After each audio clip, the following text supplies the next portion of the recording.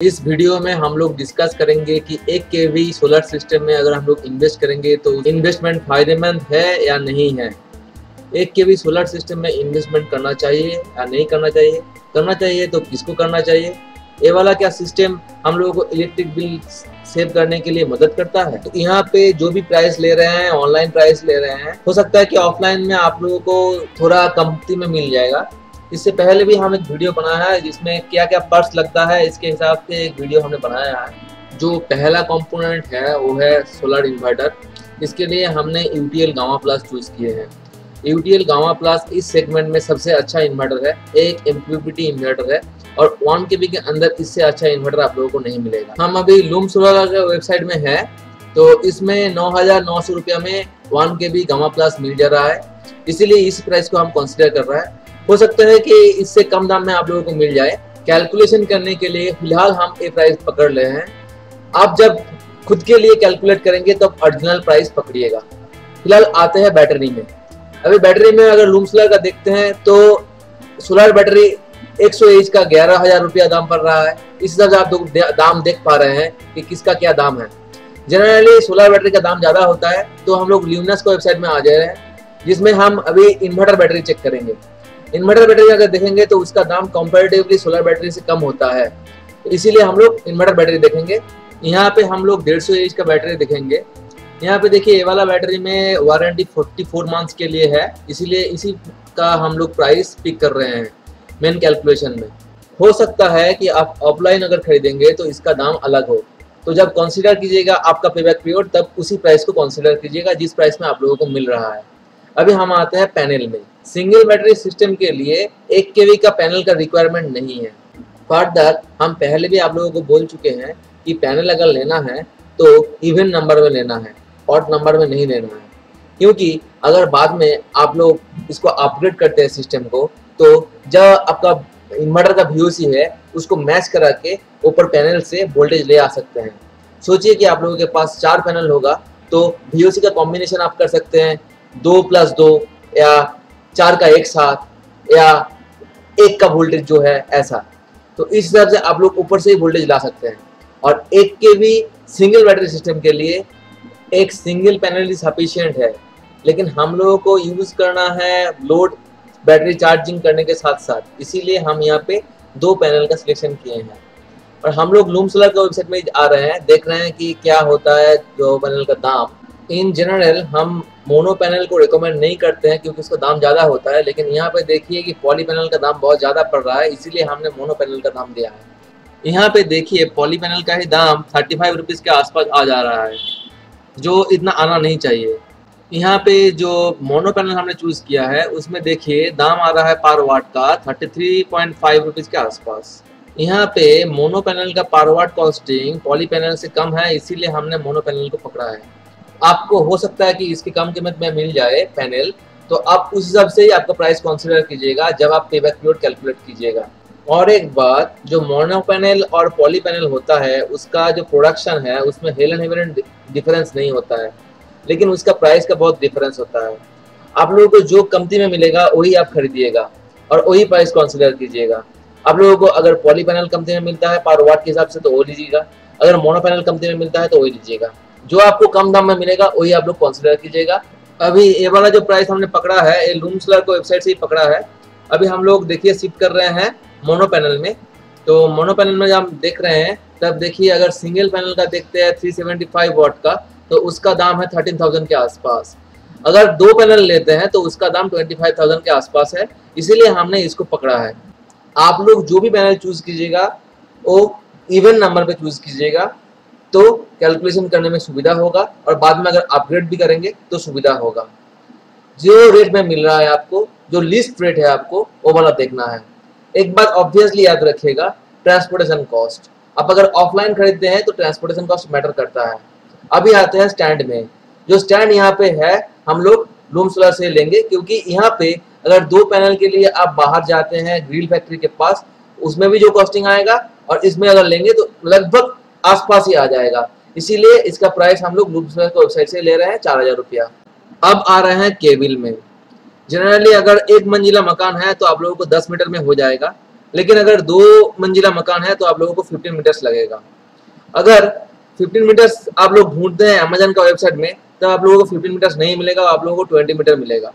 और आप लोग अगर नॉर्मल दुकान से, नॉर्मल लोकल दुकान से परचेज करना चाहते हैं तो आप लोग इतना कम मीटर में आप लोगों को नहीं देगा और उसका कॉस्टिंग बहुत ज़्यादा है।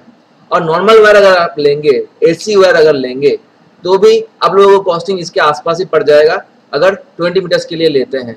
इसीलिए हमने अमेजन का प्राइस पकड़ा है।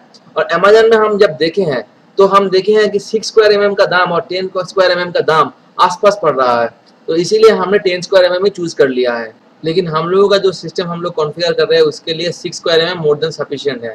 यहाँ पे 6 स्क्वायर mm का दाम 10 स्क्वायर mm से ज़्यादा होने के कारण हम 10 स्क्वायर mm का प्राइस ही पकड़ रहे हैं। और 2 मंजिला मकान के लिए 15 मीटर्स वायर लगेगा जो अवेलेबल नहीं है, इसीलिए हमने 20 मीटर्स का दाम पकड़ा है। अगर आप लोगों को इससे कम में लोकल मार्केट से मिल जाता है तो आप लोग लोकल मार्केट से ले सकते हैं। लेकिन 6 स्क्वायर mm आप अगर एसी केबल भी लेते हैं तो इसका आसपास दाम पड़ जाएगा। आप लोग अच्छा क्वालिटी का वायर चूज कीजिएगा, क्योंकि वायर में वोल्टेज ड्रॉप और एम्पियर ड्रॉप होता है। इसीलिए अगर लोकल मार्केट से भी आप लेते हैं तो अच्छा क्वालिटी का 6 square mm, at least 6 square mm wire आप लीजिएगा। वो एसी होने से भी कोई प्रॉब्लम नहीं है, लेकिन दाम आसपास है, इसीलिए हमने 10 स्क्वायर mm का दाम पकड़ा है यहाँ पे कैलकुलेशन के लिए। आप लोगों को जिस रेट में मिलेगा आप लोग उस रेट में कंसीडर कीजिएगा जब आप लोग कैलकुलेट करेंगे आप लोगों का पेबैक पीरियड कितना होता है। अब आते हैं दूसरे आइटम पे, जो है नट बोल्ट्स एंड एमसीबी। आप लोगों को जब आप छत में इसको फिटिंग करेंगे तो वहां पे फिटिंग करने के लिए कुछ नट बोल्ट लगेगा, और जब आप स्टैंड में पैनल को लगाएंगे उसके लिए भी कुछ नट बोल्ट लगेगा। हम ऑलवेज रिकमेंड करेंगे कि आप इसको सभी को स्टील में यूज कीजिएगा, क्योंकि पैनल का वारंट 25 ईयर्स के लिए आता है। तो आप लोग ऐसा फिटिंग्स कीजिएगा कि उसको आपको ध्यान देना नहीं पड़ेगा कि 25 ईयर्स के लिए आप लोग निश्चिंत हो जाए। और एक एमसीबी लगेगा जिसका कॉस्ट हमने पकड़ा है 1000 रुपया। अब आते हैं हम लोग फिटिंग चार्जेस के लिए। नॉर्मली जो मार्केट में रेट चल रहा है वो 7 रुपीज पर वाट के हिसाब से चल रहा है, लेकिन हम पकड़े हैं कि 5 रुपीज पर वाट के हिसाब से हम लोग पकड़े हैं। और क्योंकि हम लोग 2 पैनल यूज कर रहे हैं तो इसका जो हिसाब है 5 रुपीज के हिसाब से 750 वाट के ऊपर हम लोग कैलकुलेट किए हैं।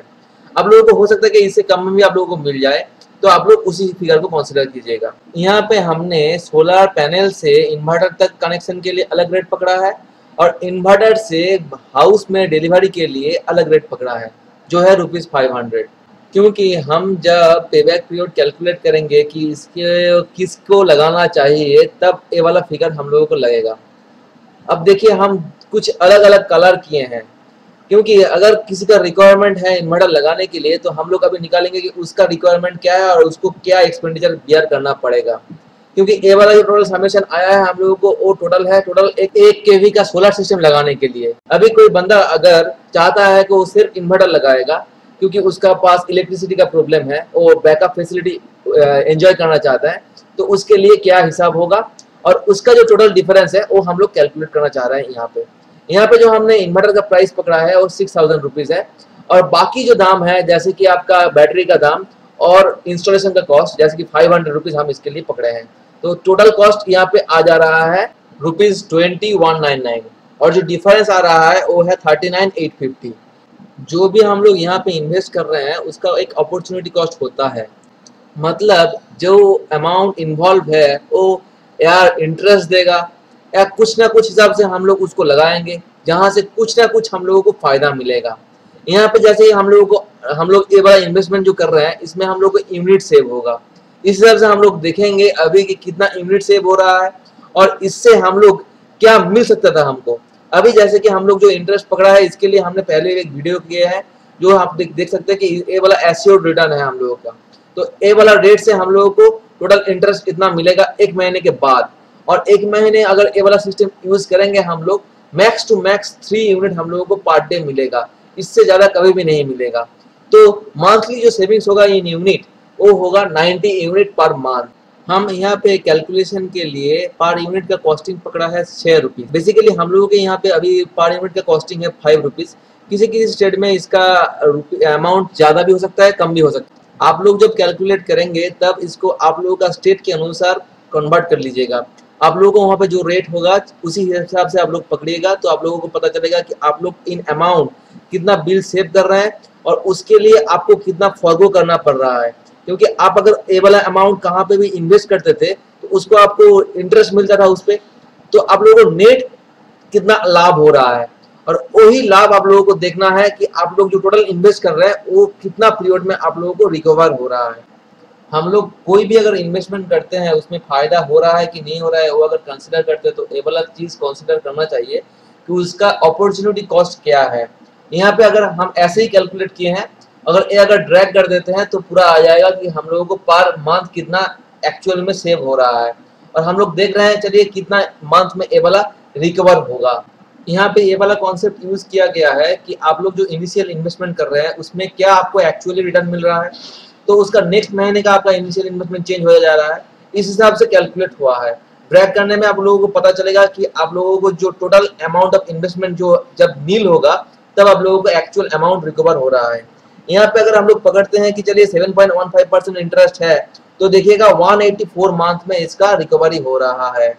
मतलब आप लोग जो इन्वेस्ट कर रहे हैं उसका फायदा में नहीं, मिनिमम उसका अमाउंट रिकवर होने में 15 ईयर्स लगेगा।